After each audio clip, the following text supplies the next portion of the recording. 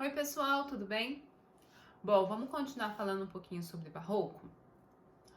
Bom, a arte, ela nos influencia, né, de muitas formas. E em várias ocasiões, as obras de arte, elas foram utilizadas como uma ferramenta de propagação dos ideais religiosos ou como instrumento de dominação política, né, visto o seu poder todo, né? Quando a gente vê uma obra de arte, ela nos toca e nos provoca vários sentimentos, várias emoções, né? Então, as instituições religiosas e as instituições políticas acabaram utilizando essas obras de arte durante muito tempo para propagar as suas ideias para o povo. Bom, a Igreja Católica, ela usou a dramaticidade e a opulência nas suas manifestações artísticas, né, para propagar a sua fé cristã. E somente os materiais mais preciosos podiam representar os valores e os ideais espirituais na Terra. Então, durante o período do Barroco, a utilização de ouro, de pedras preciosas, né, de muita ostentação, foi essencial para transmitir esses ideais religiosos. Tá? A ostentação nesse período era gigante. Hoje, isso também acontece, né? As pessoas são bombardeadas o tempo todo, né? Constantemente por informações, né? Essas informações vêm através de vídeos, através de imagens, com todo tipo de conteúdo. Muitas vezes a gente vê um vídeo, vê uma rede social onde tudo parece ser tão grandioso, todo mundo parece estar tão feliz o tempo todo, né? Os acontecimentos são tão espetaculares. Em redes sociais, parece que é tão importante o que as pessoas vestem ou mesmo que as pessoas comem, que elas ficam colocando várias fotos, várias imagens, como se isso fosse dar conta de todo mundo, né? E essas comidas, essas roupas, esses lugares visitados são sempre muito bonitos, né? Nada é muito mais ou menos, né? Então, essa opulência toda, ela é utilizada para mostrar status, né? Esse status de felicidade criado é utilizado até hoje o tempo todo, né?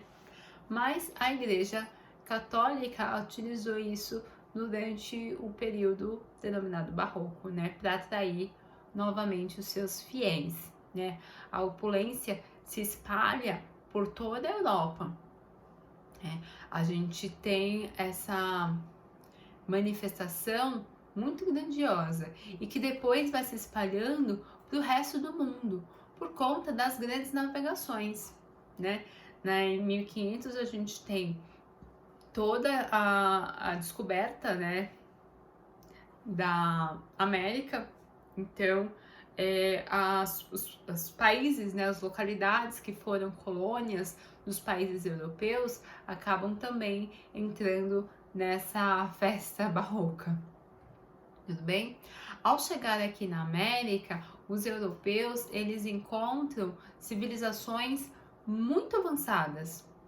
Porém, eles acabam impondo a sua crença e os seus costumes a essas civilizações. E houve uma grande catequização através dos jesuítas, dos franciscanos, dos agostinianos, né? Esses religiosos, eles catequizavam as pessoas, né? Os povos que estavam aqui, no caso na América, através da ostentação, né? Através de mostrar a sua crença. E esse mostrar acontecia utilizando as imagens, as peças barrocas, tá bom? O barroco aqui na América, então, ele começa a se desenvolver através dessa catequização.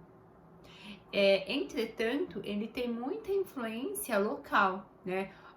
Por mais que a gente tenha uma influência muito grande, uma base europeia muito presente, cada região acabou estilizando, né, a sua vontade, as suas características barrocas, tá bom?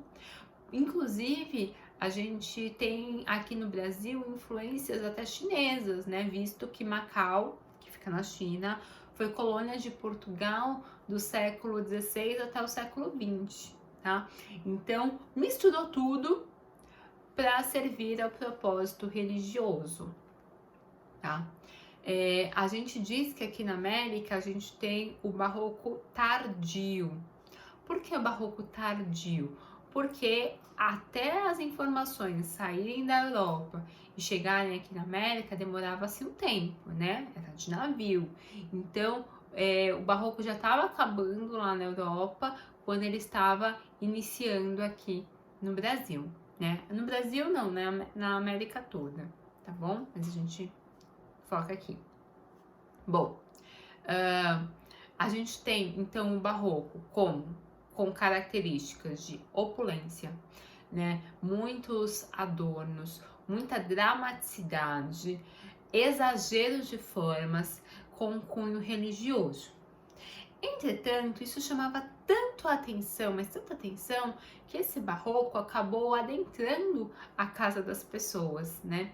E a gente tem obras que tem esse rebuscar todo, mas que não tem a temática religiosa, tá? A gente chama isso de rococó, é um desdobramento do barroco, né? Vem depois do barroco, seria esse desdobramento que é para utilizar essa opulência toda, só que no dia a dia das pessoas, claro que das pessoas com posse, tá bom? Com o passar do tempo, manter financeiramente esse barroco era muito difícil, era muito caro, né? Pensa só, uma catedral, uma igreja toda de ouro era algo muito caro, né? Então, aos poucos, foi diminuindo a quantidade de exposição, né? De coisas com ouro. Então, em vez de a gente ter uma casa inteira toda cheia de rebuscados barrocos, né? Uma catedral toda cheia de rebuscados barrocos, a gente tem uma peça, a gente tem uma parede, tá? Então essa também diminuição de quantidade de adornos seria um desdobramento do barroco e acaba sendo o rococó, tá bom? Então o rococó tem duas vertentes. Primeira, essa opulência toda que sai de dentro da igreja e toma a casa das pessoas. Segundo, essa diminuição por questões financeiras também dentro da igreja, mas onde a gente tem um espaço muito decorado e a gente tem um espaço vago e outro espaço decorado, tá bom? Então essa quantidade um pouco menor também é chamada de rococó, tá bom? Mas para a gente ter uma ideia bem clara, o rococó é um desdobramento do barroco, tá bom? É um barroco um pouco menor, tá bom? Pensa que tudo é barroco, um pouquinho menor é chamado de rococó, tá bom? Um pouquinho confuso, mas a gente consegue, beleza?